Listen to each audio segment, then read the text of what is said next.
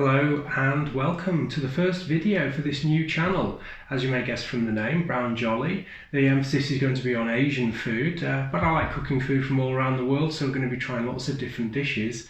Tonight it's a firm favourite on the internet and especially YouTube, but apparently not everyone gets it right. It's Thai green curry paste. Well, I've got all the ingredients here and we'll see if I can get close to an authentic Thai green curry.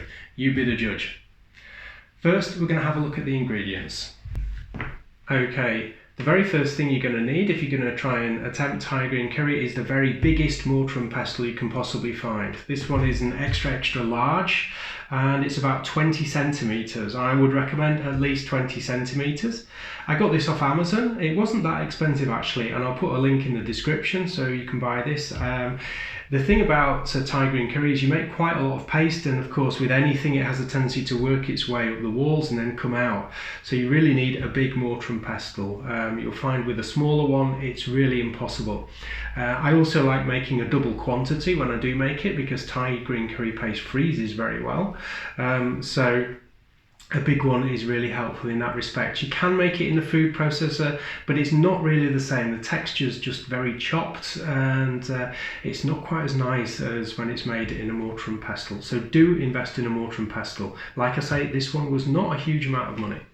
Right, the ingredients, let's go through them first. First ingredients we're going to look at is we have here 35 grams of galangal, and there is also about in there, there's about a tablespoon of chopped fresh turmeric. So we've got galangal there. Don't use ginger, it must be galangal. If you can't get galangal, don't bother trying to make curry paste. And here's the fresh turmeric, about a tablespoon there. Right, then I also have, very important, fresh chilies. I have about 30 bird's eye chilies there. I've de-seeded about half of them, but it's very important that you don't de-seed all of them because the seeds are very important to the flavour. Okay, so at least leave at least half with the seeds in. Yeah. Then next I have my dried spices here. I have a teaspoon of white pepper, a teaspoon of cumin and a teaspoon of coriander, and I've toasted those gently in a frying pan. Next I have 7 large cloves of garlic chopped up there and about 65 grams of shallots there. I haven't chopped those up yet, but I probably will do before I put them in the mortar and pestle. I have here 10 coriander roots. Now ideally I would like the coriander root to be a bit longer. Unfortunately these were all I could get with a bit of the coriander with the root still on. If you can try and get the whole root then you won't need as many, but because I could only get this one I've used a bit more and I've used 10 of them.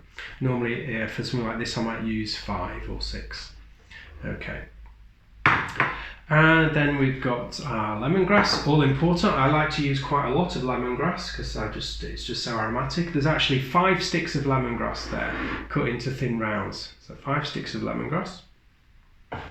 Bearing in mind this is a larger quantity and I will split it up and freeze some of it. Then we've got good old shrimp paste there. I'm going to put about a teaspoon of shrimp paste in my paste there.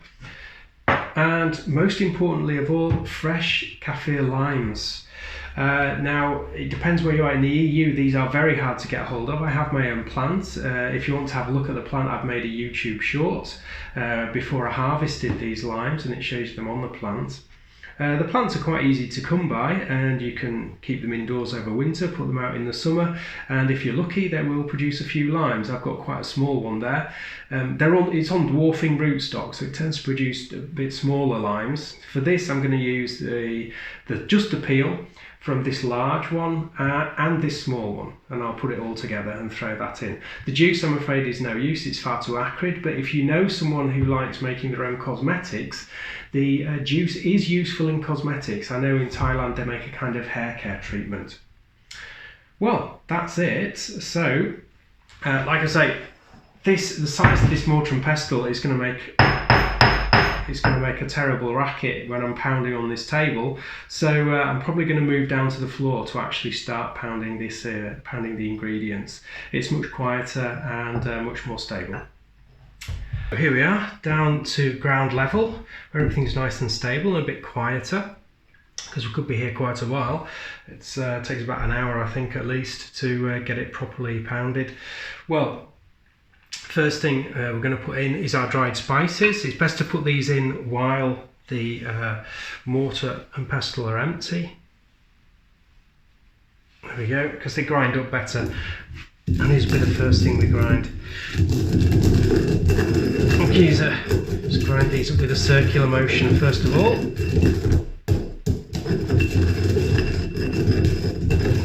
As you can see, there's already a few things jumping out of here. Just goes to show how important a large mortar and pestle is.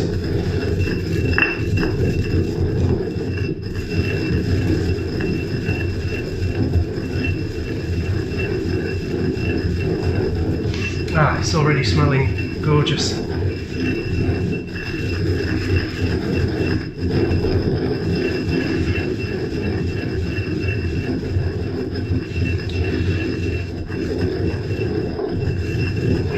Oh, something also that I forgot to mention while I was going through the ingredients that I am going to put in now, and that is just half a teaspoon of salt. So I'm going to get that in now with the dried spices, because it just helps grind things up. There we go. There's a half teaspoon of salt.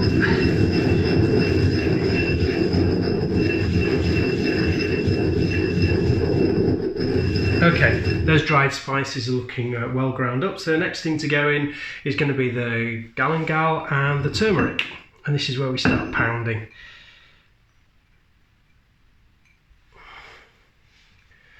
So make yourself comfortable and pound away.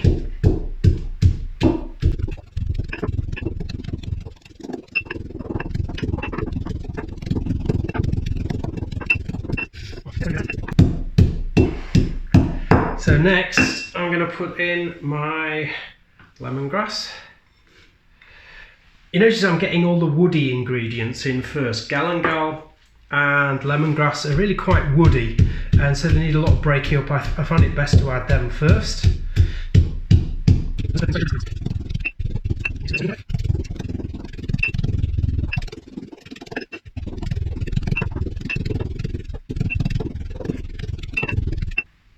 Okay, that's already breaking up nicely. Can add a few more things now. So a lemongrass. I'm going to throw the coriander root in now. There you go. Coriander root. And I'm going to throw in my kaffir lime peel. Ah, what a wonderful smell. There we go. There's all the peel once I've peeled it off. I can throw that in now.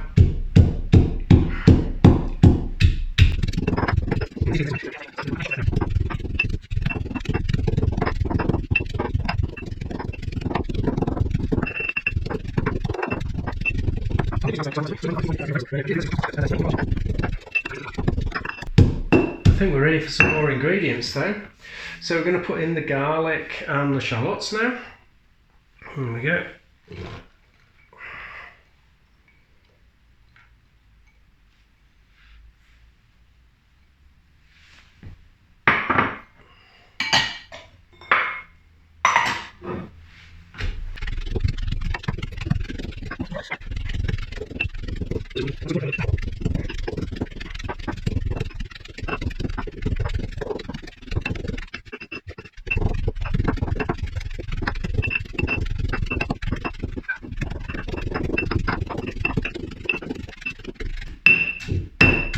Okay, it's starting to look quite broken up now, so we can add the last of the ingredients. First things first, that's a good teaspoon, maybe a teaspoon and a half of shrimp paste there. That's going to go in. And then our 30 bird's eye chilies. So in they all go. There we are. I'm going to have to go slowly at first while these break up.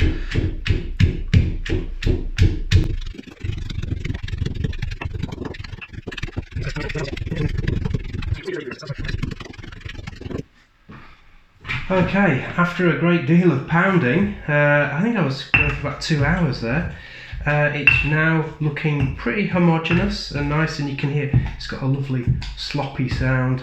It offers absolutely no more resistance to the pestle. Yeah, that took quite a long time.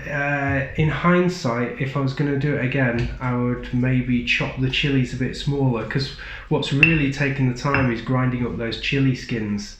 Yeah, it takes a lot of grinding, but eventually we got there. So we're going to take a short break, wash up, clear the decks, and then finish this off and cook it up in the wok. So stay tuned. Okay, I'm just getting organised here on the stove top. I've got my finished curry paste there, all ready to go, and I've got my wok here. First thing I'm going to do, put some heat on, and I've got a 200ml can of coconut milk. You don't need a full can. If you're going for two, just a small can will be enough. There we go. I'm just going to pour that in. And when it gets watery, I leave the last little bit of water in. I don't put that in.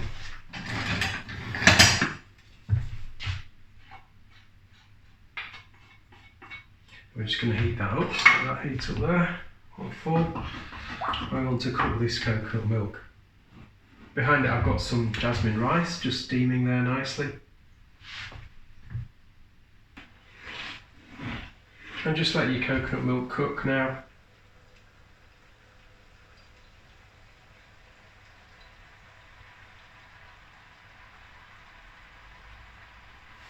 Some people like to cook it till it splits. It might not split, it depends what kind you're using. But if it splits, that's not a problem. That's supposed to be even better.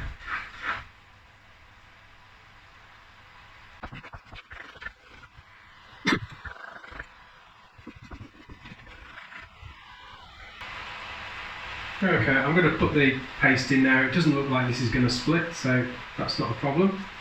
So we now put 4 tablespoons of our paste in. 1,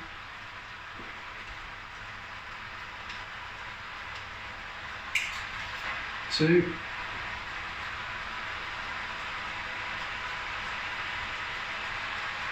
3,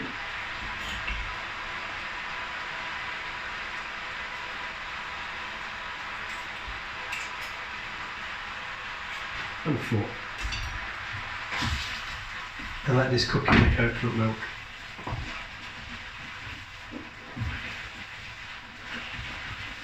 As you can see, it's already forming a really nice paste, a kind of sludgy paste. This is something you just would never get if you cooked it in a food processor.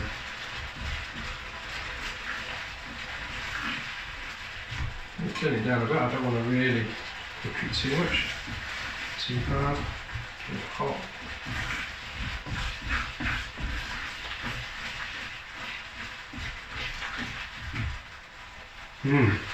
That's wonderful. Can you smell the shrimp paste coming off that? Okay, while that's doing, I'm now going to add 3 finely chopped kaffir lime leaves. Stir those in, let them cook with the paste.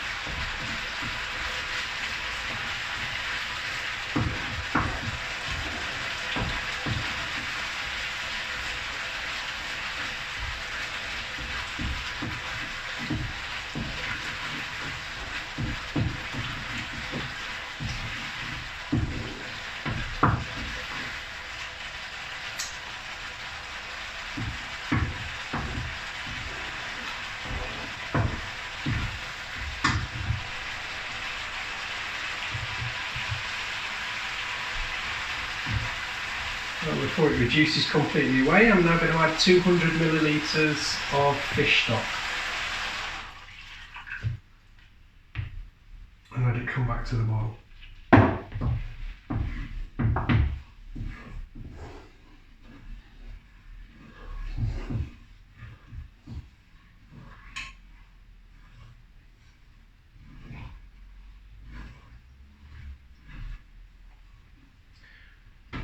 And turn it up again. I'm also now going to add about 150 grams of Thai aubergine. I soak that in salt, then in salted water for about an hour before I put it in.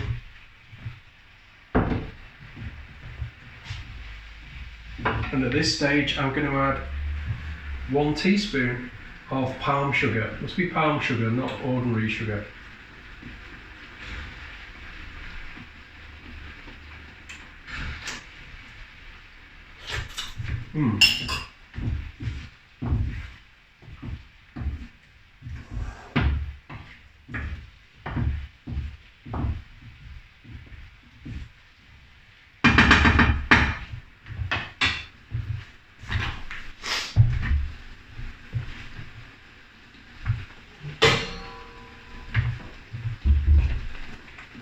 We're just going to let those aubergines cook now.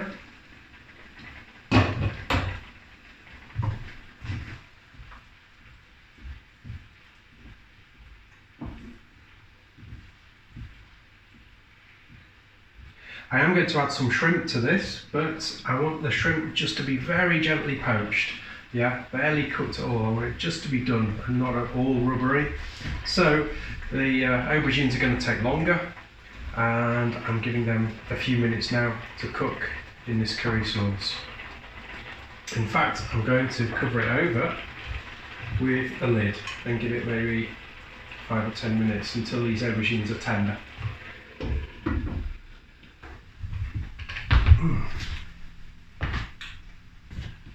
Okay, let's have a look at this now. See how these aubergines are doing.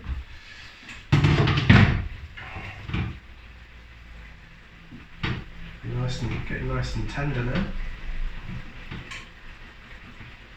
Starting to split again. Yeah, coconut milk splitting a little bit. Got some fat around the edge, but not much. It just depends what kind you buy. Some say it should split, some say it shouldn't. I'm just going to try one of these aubergines.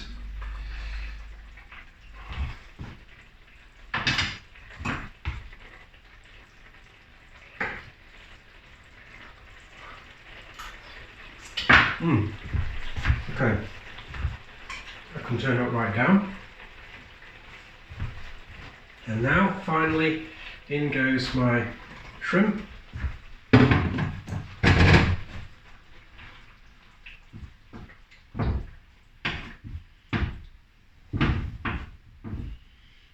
In goes a handful of Thai basil, roughly chopped.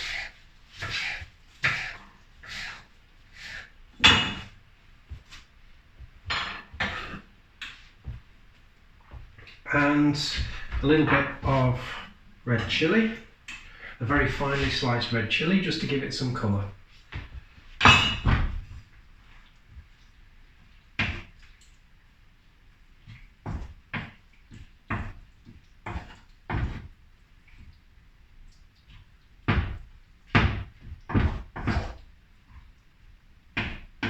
Okay, good, it's all stirred together.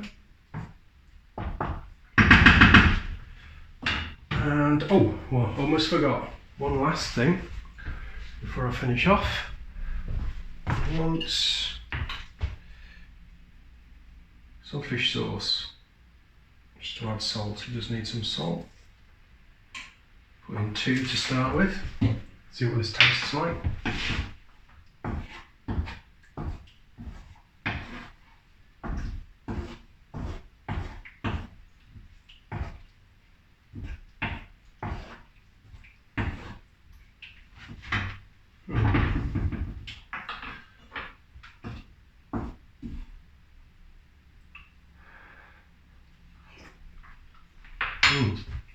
Oh, it's good. Might put just a little bit more in. Just one more. Alright, plenty of fish sauce. Oh, one last thing before I forget. Of course, just a pinch of monosodium glutamate, good old MSG. I don't put a huge amount in, but a little bit, why not?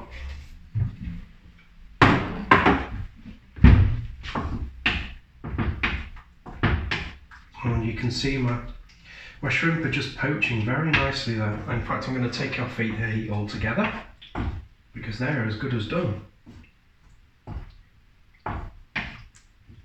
There we go. Let that sit with the lid on, and that's all ready to serve. I'm just going to check my rice here.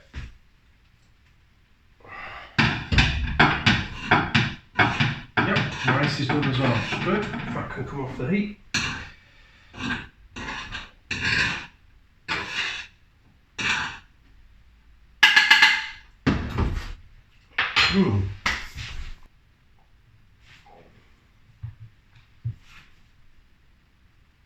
Okay, there you have it, the finished article.